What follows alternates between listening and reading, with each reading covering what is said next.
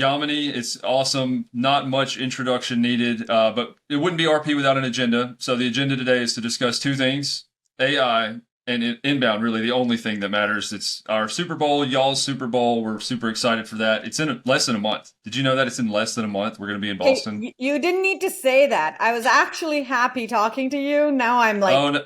a little stressed, but thank you, Rob. It's 30 day. It's fine. We're gonna be ready for it. It's on that topic on inbound. It was amazing last year. It was my first year, a lot of people's first year with kind of the virtual and COVID, unfortunately. But how is inbound gonna outperform last year? How are you gonna one up inbound? Oh my God, it is going to be just phenomenal. I mean, last year, you're right. After a couple of years of virtual and hybrid and everything, the energy of meeting people, connecting with them was just amazing. I got to see you, the unofficial mayor of Inbound. But this year, I know is going to be better. First off, we're having a partner day. Partner day is back, and it is back in full force. We're going to have the solution partner ecosystem as well as the app partner ecosystem, both there, which is phenomenal. I think we have some amazing speakers lined up, including my favorite, Reese Witherspoon. I know you are going to enjoy that. And Guy Raz and Kim Scott and a lot more folks. And who wants to hear a little bit more about AI? I think they'll be happy. Yeah, there's so many good. I'm glad you brought both of those things up. Great keynote speakers. You're going to speak. Dharmesh is going to speak. I think Brian Halligan is going to speak. So the question for me, there's actually two, Yeah. both of which are very important and not very serious at the same time. First question is, do you feel a little weird having Derek Jeter, who is a Yankee, address a Boston crowd, or did you think about getting David Ortiz or a Red Sox player? Oh my God, I knew this was going to happen. This is the danger with the whole Boston crew. But you are absolutely not going to be disappointed with Derek. He's going to be amazing. I think incredible leader, Mhm. incredible inspirational force, and that conversation is going to be just amazing. He's an entrepreneur too. Afterwards, I mean, he bought the Marlins, but he's one of the Yankees. All jokes aside, that people just respected. He did it for so long. He did it the right way. The other question, as a follow up, you mentioned Reese.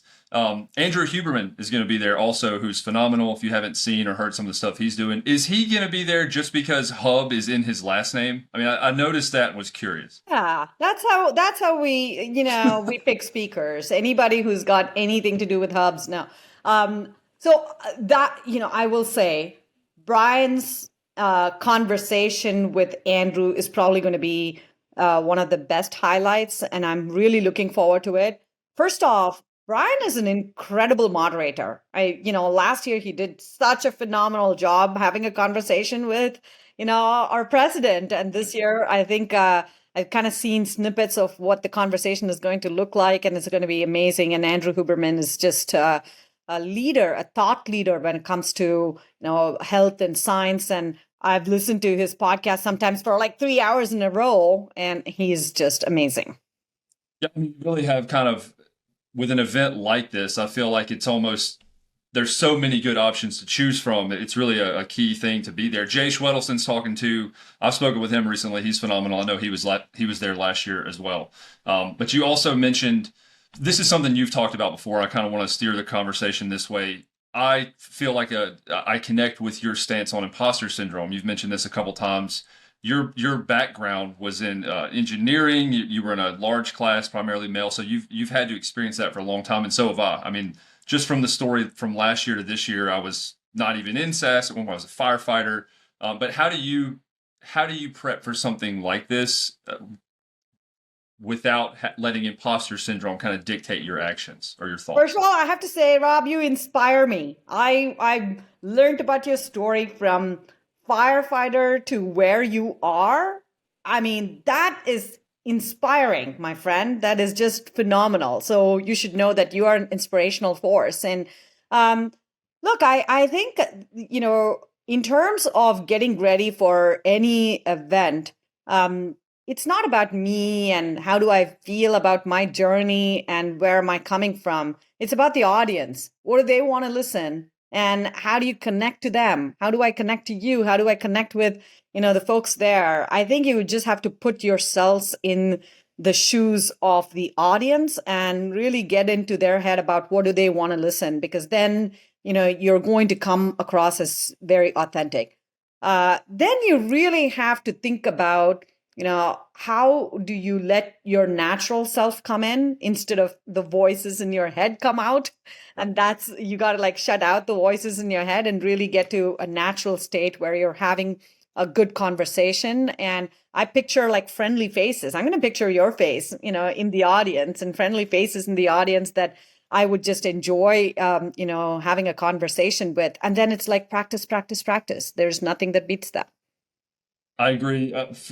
All of that, I agree with 100%. Staying in the moment too, right? You said don't Yeah. listen to the voices in your head. Listen to the actual, your corner of support is important. Yep. So that's massively helpful. Practice and prep is helpful. Something I'm going to do. It's hard to practice this around here in public because people are, what's the orange suit about? So that'll have to be like a game time decision with this Is, prep. But is the orange suit coming back? Is there innovation that's happening with your orange suit? innovation with the suit. So yes, the orange suit will get an upgrade, and there's a couple tricks up the sleeve. I'll let you Oh experience my those in God. person in a Oh month. my So God. I can't wait. excited there. I'm hoping, and I hope that you're hoping, there's more orange suits in the crowd. Maybe somebody will wear, other orange suits. Maybe not this awesome, but similar. Um, so that's inbound. That's kind of how we prep for it.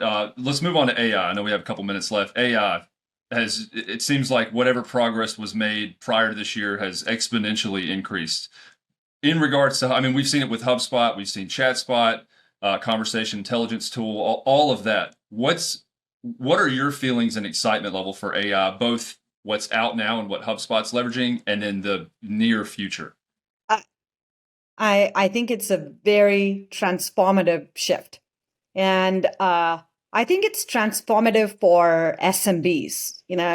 If you think about the segment that of scaling companies that we all serve, they're constantly trying to do more with a lot less. And this shift is one that will help them really do more with less. So I'm excited about what this means for scaling companies. And I think the second part of it is that if you think about a marketing person, a sales leader, a sales rep, a service person, AI can help all the way from generating ideas to content creation to content summarization to better insights. Like literally everything that we do has a level of more intelligence that's coming in because of AI. And so I'm super excited. You mentioned ChatSpot and Content Assistant. Both of those have been out since March. So we got there early and we've been iterating and we have a ton to share. And I can't wait. You'll have to drop me a note after the spotlight to tell me how our products were and how our, thought leadership is going to be in AI. So. No, I mean, I'm looking forward to that, and I'm excited. Part of the question, you mentioned doing more with less. If you're already, and I know HubSpot is moving into more of the enterprise segment with a lot of the feature functionality, but you can also do more with more. If you have AI capability, it almost bridges or eliminates the technical component to an extent.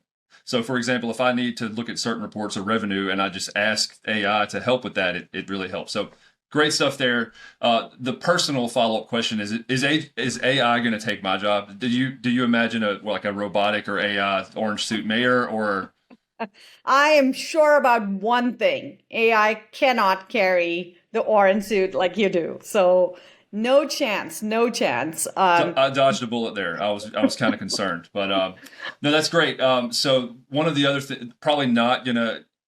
I'll answer this question before I ask it, and that's wait until September 5th, 6th, 7th. But any sneak peek of like a theme for inbound this year? We had last year we saw the disconnected customer, and I've addressed that. You hit it spot on. Customers, the journey, the data, even teams are disconnected. Any hint of a theme for this year's inbound? I mean, you got to come there. You got to, or I'm coming. you got to be online. We're streaming it, so you got to be online. That's it's going to be exciting. It's probably going to be as or even more exciting than last year.